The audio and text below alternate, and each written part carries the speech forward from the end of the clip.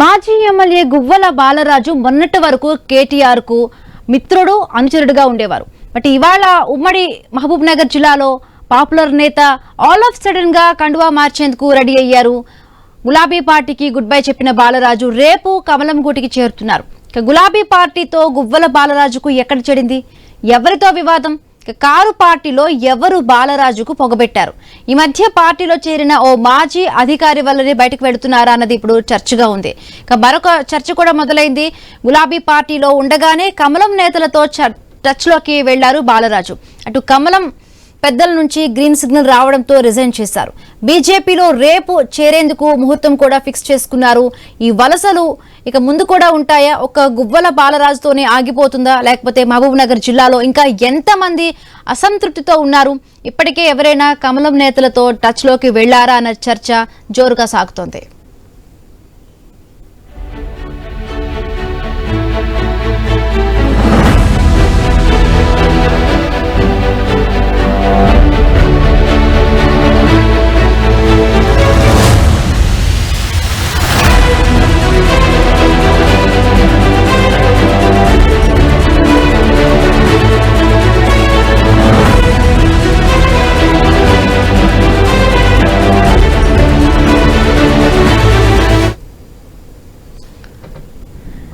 ఎమ్మెల్యేగా పనిచేసిన గువ్వల బాలరాజు పార్టీకి రిజైన్ చేయడంతో అచ్చంపేటపై ఫోకస్ చేసింది బీఆర్ఎస్ పార్టీ.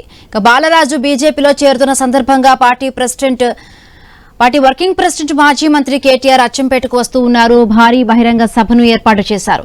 నియోజకవర్గ పార్టీ శ్రేణుల్లో ధైర్యం నింపడమే లక్ష్యంగా అచ్చంపేటలో సభ నిర్వహిస్తుంది. అచ్చంపేటలో సీనియర్ నేతలు ఒక్కొక్కరు ఒక్కో మండలాన్ని దత్తత తీసుకుని 8 జడ్పీటీసీలు ఎంపీటీసీలు గెలిచేలా ముందుకు సాగుతామంటున్నారు మాజీ మంత్రి సింగిరెడ్డి నిరంజన్ రెడ్డి. పార్టీని ఎవ్వరూ వీడినా నష్టం లేదని, కార్యకర్తలంతా ధైర్యంగా ఉండాలని భరోసాను నింపుతున్నారు. గువ్వల బాలరాజుతో టచ్ లో ఉన్నవారు ఎవ్వరూ వెళ్లకుండా చేసేందుకు ప్రయత్నాలు చేశారు. అయితే ఇక కమలం పార్టీలోకి కారు వలసలు మొదలవుతాయా? ఇంకా చేరేవారున్నారా? బాలరాజుతోనే ఈ వలస అనేది ఆగిపోతుందా? అటు కేటీఆర్ తో అచ్చంపేటలో నిర్వహించే సభ ప్రభావం చూపుతుందా? సభ క్యాడర్ లో భరోసా నింపడానికేనా? ఇంకా ఎవరూ వెళ్లకూడదనేనా అని కూడా కారు గ్యారేజ్ లో ఏం జరుగుతోంది అన్నది ఇప్పుడు చర్చగా మారింది.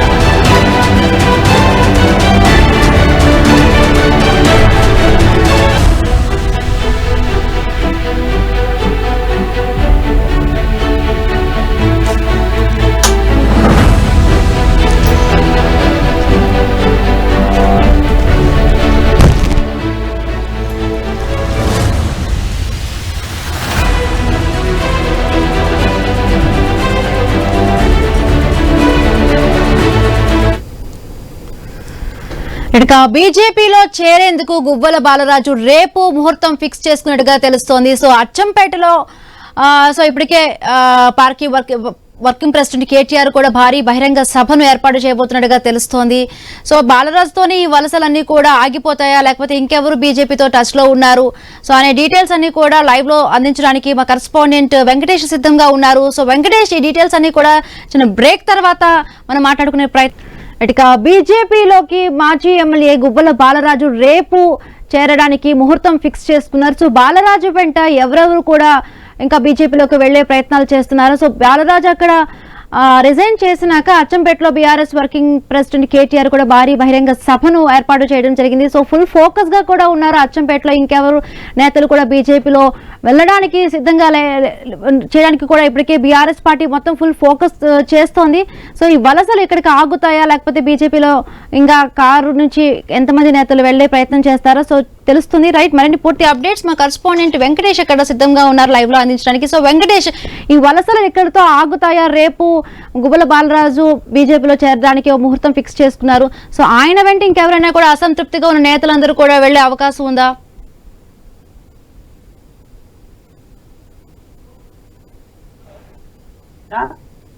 బీజేపీ పార్టీలో చేరేకైతే సంబంధించి కూడా రాష్ట్ర అధ్యక్షుడు రామచంద్రరావు కలిసి ఈ రోజు పార్టీలో అంటే రిప్రజెంట్ చేశారు. ఈ నేపథ్యంలో బీఆర్ఎస్ పార్టీలో ఉమ్మడి పాలమూరు జిల్లా వ్యాప్తంగా గత వారం రోజుల క్రితం బీఆర్ఎస్ పార్టీకి రాజీనామా చేయడం, జిల్లా అధ్యక్ష పదవి కూడా రాజీనామా చేయడంతో అక్కడ అచ్చంపేట ప్రజలు కానీ అక్కడ కార్యకర్తలను అయోమయానికి గురయ్యారు.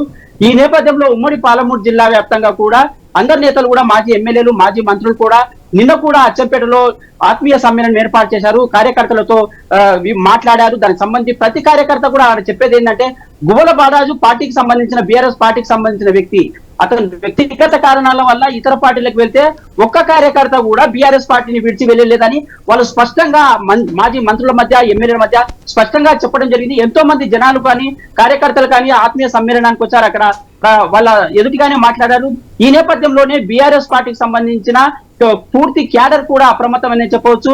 క్యాడర్ అంటే ముఖ్యంగా గువ్వల బాలరాజు వెంబడి పార్టీలోకి బీజేపీ పార్టీలోకి చేరుతున్న సమాచారంతో ఉమ్మడి పాలమూరు జిల్లా వ్యాప్తంగా బీజేపీ పార్టీ కొద్దిగా వేగవంతంగా చేసిందంటే ఈ మధ్య కాలంలో రాష్ట్ర అధ్యక్షుడిగా రామచంద్రరావు ఎప్పుడైతే ఎన్నికయ్యాడో అప్పటి నుంచి కూడా ఉమ్మడి పాలమూరు జిల్లా వ్యాప్తంగా పర్యటన చేశారు.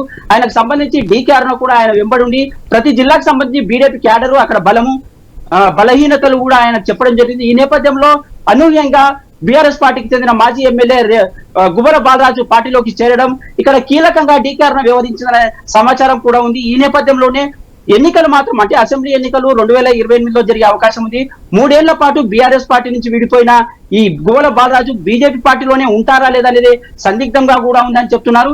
ఈ నేపథ్యంలో బీఆర్ఎస్ పార్టీ మాత్రము అసెంబ్లీకి సంబంధించిన ఉమ్మడి పాలమూరు జిల్లా వ్యాప్తంగా ఒక అచ్చంపేట నియోజకవర్గాన్ని తీసుకుంటే అక్కడ ఏ ఒక్క కార్యకర్త కూడా బీఆర్ఎస్ కు సంబంధించిన బీజేపీ పార్టీలో చేరారని ఖచ్చితంగా స్పష్టం చేస్తున్నారు. ఈ నేపథ్యంలో దీనికి సంబంధించిన మాజీ మంత్రులు కూడా అక్కడ శ్రీనివాస్ గౌడ్ కానీ నిరంజన్ రెడ్డి కానీ ఇక్కడ లక్ష్మారెడ్డి కానీ వాళ్ళు కూడా స్పష్టంగా చెప్తున్నారు. దానికి ఇప్పటికే బీఆర్ఎస్ పార్టీ కూడా నాగర్ కర్నూలు జిల్లాకు సంబంధించిన ఇన్ఛార్జ్ కూడా మర్రి జనార్దన్ రెడ్డి మాజీ ఎమ్మెల్యే మర్రి జనార్దన్ రెడ్డి కూడా అప్పగించింది. ఆ మర్రి జనార్దన్ కూడా ఈ ఉమ్మడి జిల్లాలోని అందరి ఎమ్మెల్యేలతో మాజీ ఎమ్మెల్యేలతో రోజు కలుస్తూనే ఉన్నారు, మాట్లాడుతూనే ఉన్నారు. ప్రతి కార్యకర్తకు సంబంధించి సమాచారం తీసుకుంటున్నారు. గువ్వల బాలరాజు వెంబడి అవకాశం ఏమైనా ఉందా, ఎక్కడైనా నాయకులు వెళ్లేరే ఉందా? ఇప్పటికే కల్వకుర్తికి సంబంధించిన మాజీ ఎమ్మెల్యే జైపాల్ యాదవ్ కూడా స్పష్టంగా చెప్తున్నారు. కానీ కొన్ని ప్రాంతాలకు చెందిన కొల్లాపూర్ సంబంధించిన మాజీ ఎమ్మెల్యే హర్షవంత్ రెడ్డి కొద్దిగా పోయే అవకాశం ఉందని కొద్దిగా అనుమానం కూడా వ్యక్తం చేస్తున్నారు. కానీ ఆయన అడిగిన ఫోన్ లో మనం టచ్ చేస్తే కూడా నేను వెళ్లే ప్రసక్తే లేదు, చివరి వరకు మాజీ కేసీఆర్ ఎంబడే మాజీ ముఖ్యమంత్రి కేసీఆర్ ఎంబడే ఉంటానని స్పష్టంగా చెప్తున్నారు. కానీ అల్లంపూర్ నియోజకవర్గాన్ని చూస్తే డాక్టర్ అబ్రహాం కూడా బీజేపీలో అంటే గువ్వల బాలరాజుకు సంబంధించిన ఆయన వెంబడి వెళ్లే అవకాశాలు ఉన్నాయనైతే కొన్ని వార్తలు వస్తున్నాయి, అక్కడ వైరల్ కూడా అవుతున్నాయి. ఈ నేపథ్యంలో గువ్వల అబ్రహాంని కలిసే పరిస్థితిలో ఫోన్లో టచ్ చేయాలని కూడా ఆయన మనకు అందుబాటుకున్నప్పుడు ఇలా ఉమ్మడి పాలమూరు జిల్లా వ్యాప్తంగా చూసుకుంటే బీజేపీ ఆకర్ష్ అంటే ఆపరేషన్ ఆకర్ష్ కార్యక్రమాన్ని అయితే మొదలుపెట్టిందని చెప్పవచ్చు.